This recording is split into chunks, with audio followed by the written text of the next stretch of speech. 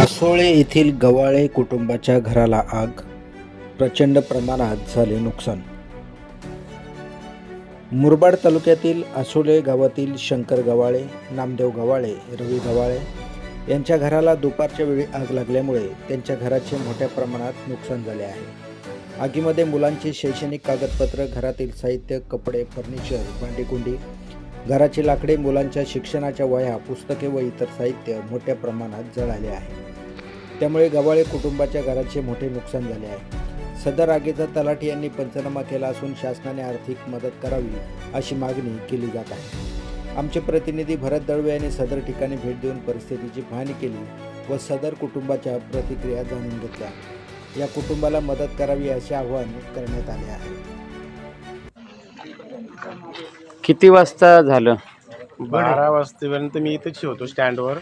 तिथनं मी मुरबाडला गेलो. मुरबाडला गेल्याच्या नंतर मला 1:15 वाजता फोन आला, तुमच्या घराला आग लागली.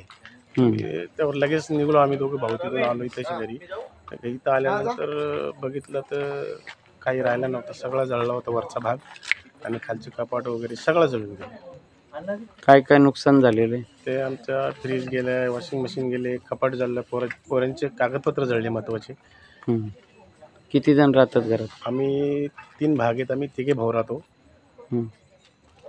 दोघे जण इथं राहतात.